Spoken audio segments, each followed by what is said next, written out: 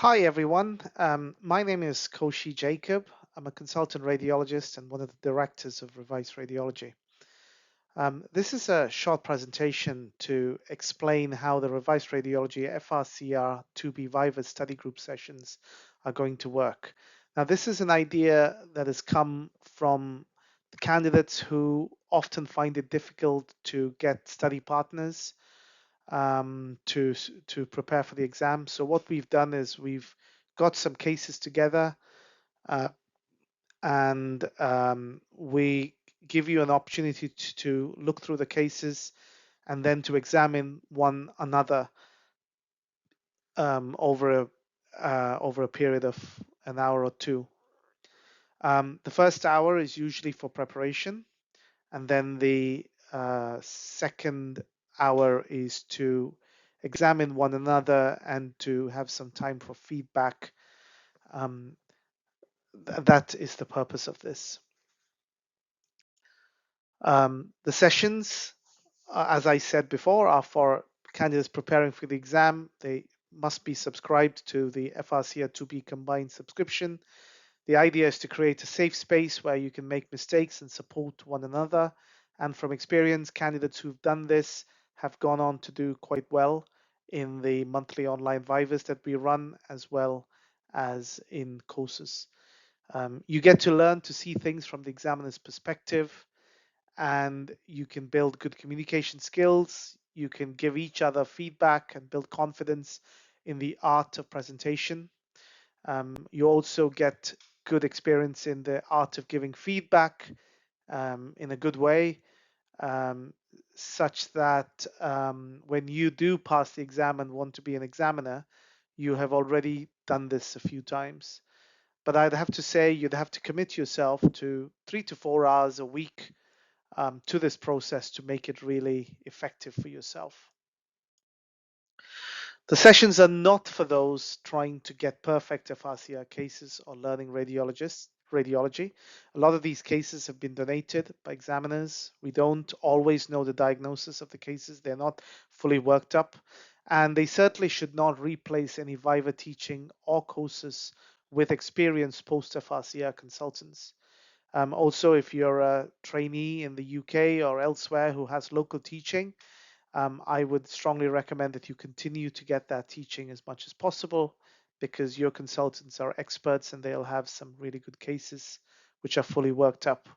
It's also not for observers. We don't encourage anyone and we don't allow anyone to be an observer except for the very first session where they're getting used to the whole system. Our commitment to you is to facilitate these sessions. We've got a team of moderators who help us with running the sessions. We'll give you about 14 cases, which are similar to those which will come up in the exam, because a lot of these cases are cases which I myself have picked up over the last 14 years, but also cases which examiners have donated. You have to commit to turning up twice a week, every week, and participate fully as an examiner, but also as a candidate on the hot seat. You must commit to giving good, constructive, and polite feedback. We don't want you to say things which will upset. And you should also be very willing to receive feedback, even if you feel it's unfair. The sessions are run every Monday and Friday from around 5 o'clock, but from 5:30 is the kind of latest time to join, and that's UK timings. You can be an observer if it's your first time, as I said before, but we expect you to fully participate from the next time onwards. You've got to get used to your Zoom controls, and if you just look at this slide for a few seconds, there's a mute button, there's a stop and video, and we'd expect you to share video during the sessions together. You can look at the number of participants you've got in a group by clicking on that, and you share your screen, which you'd have to do when you are presenting on the hot seat. You'll need to share the screen, and the examiner will watch your performance. And the examiner, obviously, in this case, is your co-FRCR aspirant. You can also chat with the hosts and participants using the chat button, and you can leave the meeting using the leave button there. There are breakout rooms. If you click on that, you can go back and you can leave the room with those buttons. So in terms of preparation, what I would suggest is, depending on your preparation time, we suggest that you have a short time of discussion. You look at the case yourself, work it all out, and then around 5:45, I suggest you have a short time of discussion as a group to come to a consensus on what approach you're going to use. Remember that half the cases, about 7, will be given to you to be an examiner, and you'll have a group of examiners together in the room. And in the other breakout room, there's another group of uh, candidates who are being examiners who are also getting 7 cases. So just decide between yourself how you're going to examine the candidate, the kind of findings that you expect the candidate to pick up, the diagnosis, the differential diagnosis, and also some kind of agreement on what management you expect the candidate to say. I recommend personally that you have Radiopedia or StatDX open so that you have some more additional questions that you could use to ask the candidate. And in the process, you also are learning. I've always been a big believer that one of the best ways to learn is to teach. So copy and paste your case links and diagnosis examiner link to a separate sheet, and then have this short period of discussion. Once you are finished, you will discussing, you will get a depending on the number you've been assigned. So every candidate will get a number, either 1 or 2. If you're 1, then you're the examiner for the first. In a session, you'll be the first examiner, and the other one will be the candidate. If you're examiner 2, then you will examine second. So you'll get a message like this to join the breakout room. So then you join. Look at the case link, and this is an example of a case folder. You'll get in the chat box, the moderator will give you this case link. You'll have a password there. So go to post.icom. When you click on that, and then you paste the password and click continue, and then you will get the cases for examiner 1 and 2. Now, if you're examiner 1, please do not open examiner 2 cases, because those are the cases that examiner 2 will be using to examine you. So if you're examiner 1, then open examiner 1 cases. Once you open the cases, you'll get a list of all the diagnosis. Some of them may not have diagnosis written, in which case we are asking you to help us and send us some feedback, which again, there'll be a link posted on what together you felt the diagnosis would be. You can make up your history, you can look through the findings. We don't give all the details because we don't have all the details. And when you're finished with the whole study group, we would be very grateful if you could send us some additional points to add into the findings and differentials, so that the next time we use the same cases, the next batch of candidates 6 months from now will be able to have a little bit more information.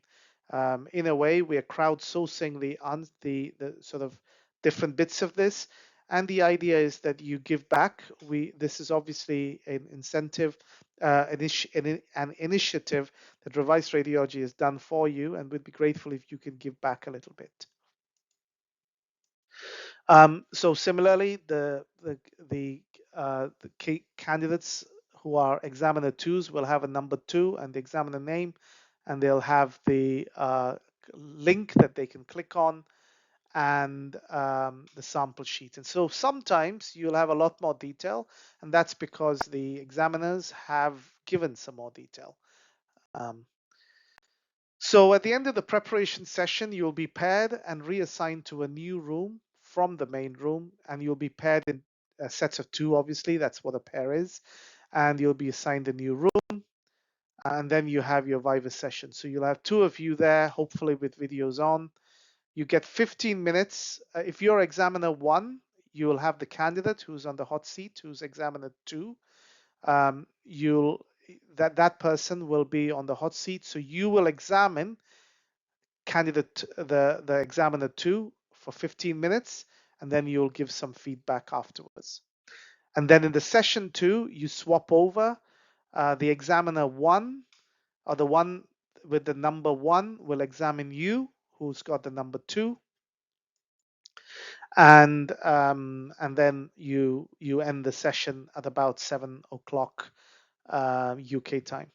Now, we would really, like I said before, we would be very grateful if you could help us improve the study group sessions, because some of the fields have not been filled in: clinical information, findings, in some cases even diagnosis.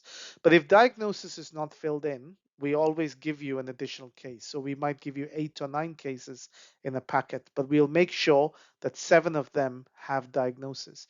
The other 2 is for you to help us, and help us work through it. You've done the exam quite recently, and you could help future study groups to have it easier. We also need 5. We would be willing to give a StatDX subscription to 5 volunteers who are willing to take on this task and who can regularly feed back to us. It'll be a free StatDX subscription for the duration of your subscription of FRCR 2B combined course. We would require a commitment that you turn up to the sessions, and we'd be very grateful for that. And we're giving you a static subscription, which is worth, at least a minimum of £100 a month. The Viva scoring system, just to help you to score your partner. A very poor answer is a 4, where key findings are missed, even with help, where someone has made a wrong or dangerous diagnosis. That's a 4. That's a fail. A poor answer, or for example, if you said something that would result in serious harm or kill the patient, then that would be a 4. A 5 is a poor answer. It's also called a bare fail. It's where the candidate is slow to spot the abnormality, gives a poor differential diagnosis, and needs help to get the correct answer. You can also give half marks. You can give 5.5, but usually, it's 4, 5, 6, 7, 8. A 6, which is a bare pass, is where you got the principal diagnosis correct. You've got some of the abnormalities, the findings, with a little bit of help, and you've got a limited differential diagnosis. The good answer is where you've done all the key findings, you've got good deductions, you've got a good differential, you've said something around management of the patient, and you've also given a summary. An excellent answer is where there's absolutely no errors at all. It's a very succinct and accurate report, and everything has been found, and you've got an excellent differential diagnosis, which is 2 or 3 differentials. Remember not to give more than 2 or 3 differential diagnoses. With that, I'd just like to say enjoy the session. I hope you find this study group sessions really helpful, and that you can, once you finish the exam, which we expect with these sessions you will pass, together with all the other things that the combined course does.